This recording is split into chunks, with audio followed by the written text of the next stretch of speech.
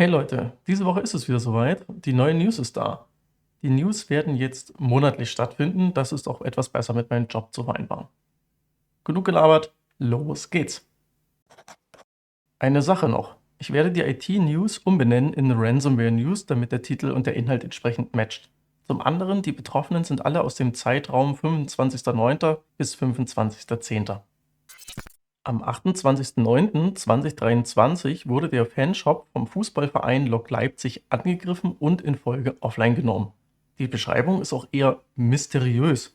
Von betrügerischen Handlungen und man hatte keine Wahl ist die Rede. Ich habe bei Bild.de und auch nur da die Info gefunden, dass es den Angreifern gelungen ist, sich Zugriff auf deren Shop zu verschaffen. Dann wurde das PayPal-Konto von Lok Leipzig durch ein anderes ersetzt. Das bedeutet, dass der Angreifer das Geld der Einkaufenden abgegriffen hat und Lok Leipzig hier leer ausgeht. Die Links zu den Quellen findet ihr wie immer in der Videobeschreibung.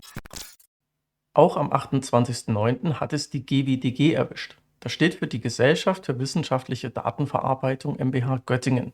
Ich blende euch mal den Screenshot von deren Statusseite ein. Aber was ist passiert?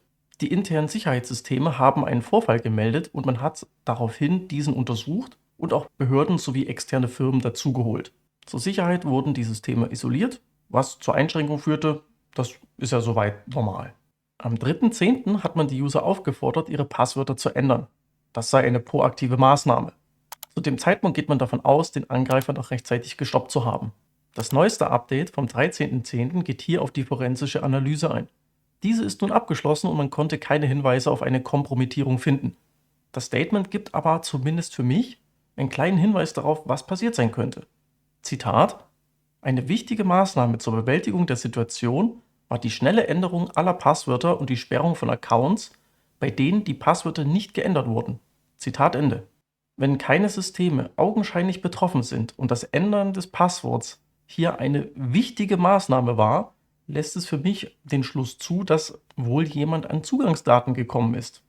Naja, solange wir keine genauen Infos haben, können wir hier auch nur mutmaßen. Die Stadt Essen meldet, dass sie ebenfalls Opfer eines Angriffs wurden. Dieser wurde am 28.09. entdeckt und konnte wohl eingedämmt bzw. verhindert werden. Laut Radio Essen mussten aber Passwörter zurückgesetzt werden und man hat Forensiker hinzugezogen.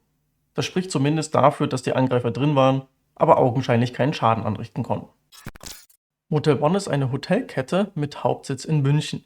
Die haben auf ihrem Twitter-Account berichtet, dass bei denen Kreditkartendaten von 150 Kunden sowie Adressdaten gestohlen wurden.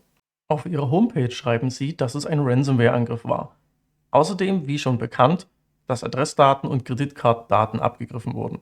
Ihr denkt euch vielleicht jetzt, das habe ich doch gerade schon gesagt. Naja, liest man sich die zwei Sätze nochmal in Ruhe durch, dann kann man auch das dahingehend interpretieren, dass Adressen in unbekannter Größe gestohlen wurden und 150 User wurden informiert. Jedenfalls die, deren Kreditkartendaten auch gestohlen wurden.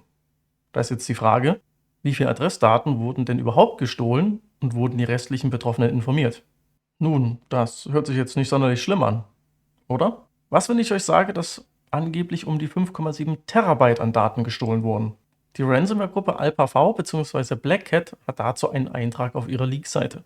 Hier gibt es auch Sample-Daten und zu sehen sind ein Brief bezüglich Kostenübernahme, eine Excel-Datei mit Passwörtern und Sicherheitsabfragen zu zig Punkten, eine Rechnung, eine Telefonliste inklusive Mailadressen der Standorte, eine Zahlungsbestätigung inklusive händisch eingetragener Kreditkartendaten. Wir können zusammenfassen, das waren nicht nur Adressen und Kreditkarten, die da wohl gestohlen wurden. Bei den Rechnungen steht mal München, mal Ulm und bei der Passwortliste das Kürzel NRW, was ich jetzt mal als Nordrhein-Westfalen interpretiere. Es scheint auch laut den Sample-Daten nur die Teile der deutschen Hotels betroffen zu sein. Ich habe kein ausländisches Schreiben oder irgendwas in dieser Form in den Sample-Daten gesehen. Die Daten sind auch aktuell, zum Beispiel vom Mai 2023.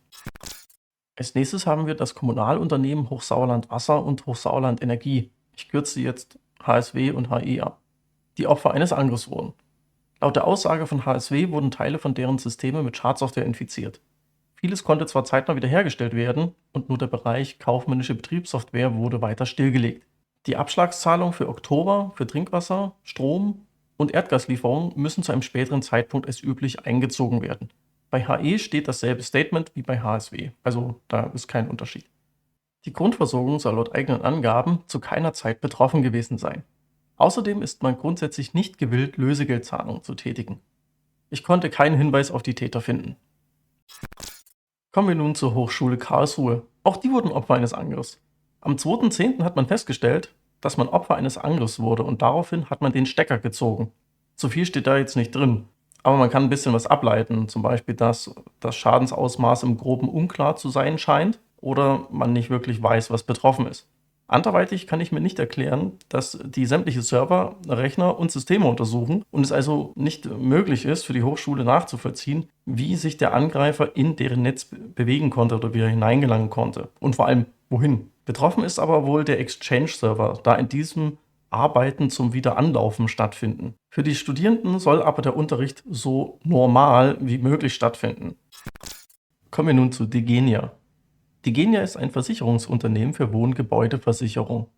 Diese melden via Pressemitteilung am 4.10., dass es zu einem Vorfall kam. Der Angriff war wohl so schwerwiegend, dass man nicht nur seine Systeme offline nehmen musste, nein, wie ihr im zweiten Screenshot sehen könnt, sind sie immer noch nicht fertig. In der Pressemitteilung selbst steht nicht viel drin, keine Aussage, ob Daten abgeflossen sind etc. Im aktuellen Screenshot seht ihr, dass man die Infos von mydegenia.de abrufen kann, dafür muss man sich aber einloggen. Muss wohl was Größeres gewesen sein, wenn man nach 21 Tagen immer noch nicht fertig ist. Jetzt wird's aber richtig unschön.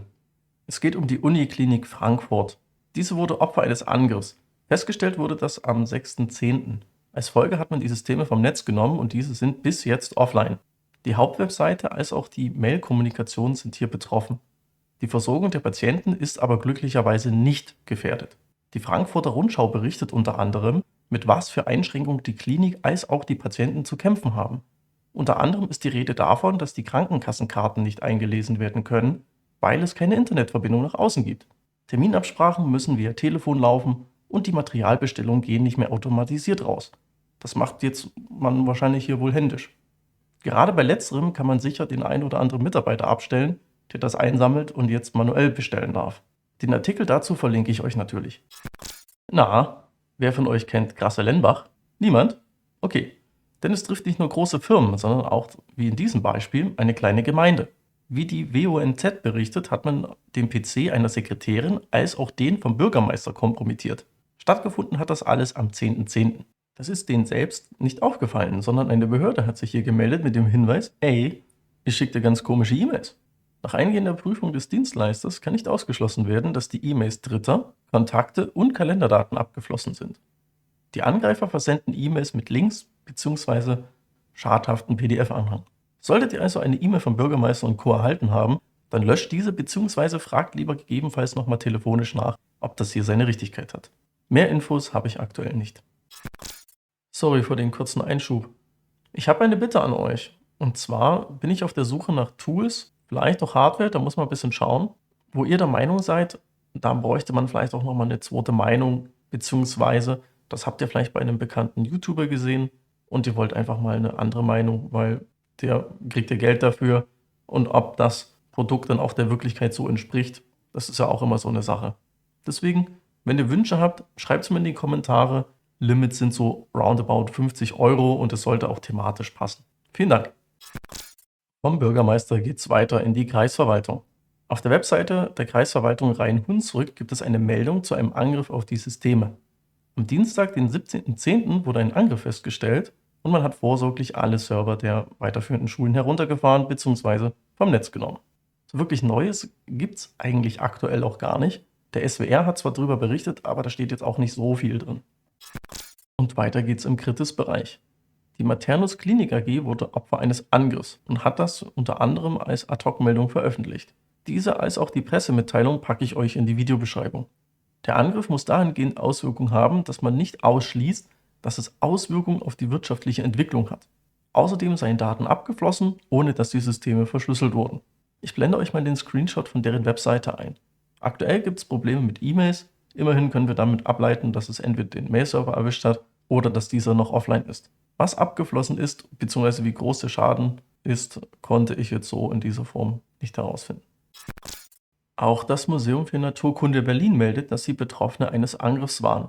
Es scheint wohl deren E-Mail-Server betroffen zu sein, denn darüber sind sie aktuell nicht erreichbar. Auch hier habe ich leider keine weiteren Informationen.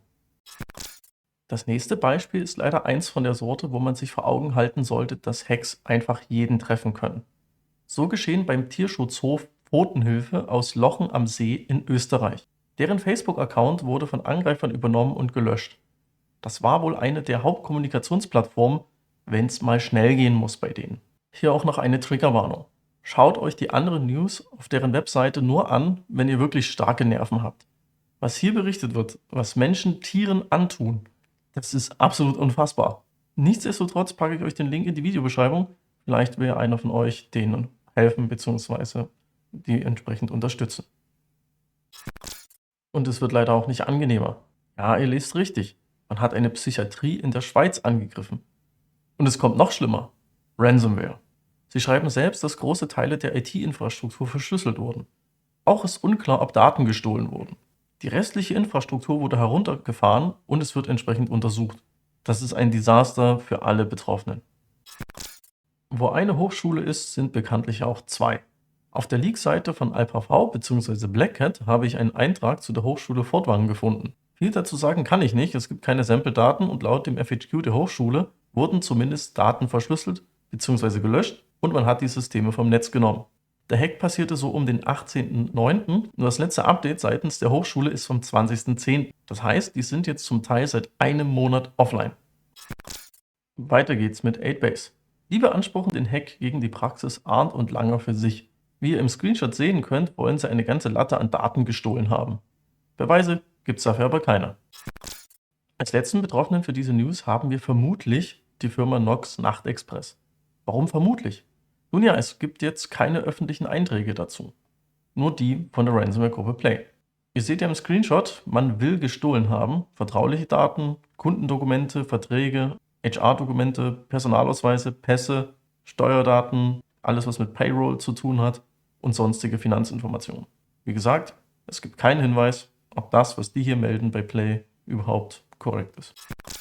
So, das war's auch schon für diese News.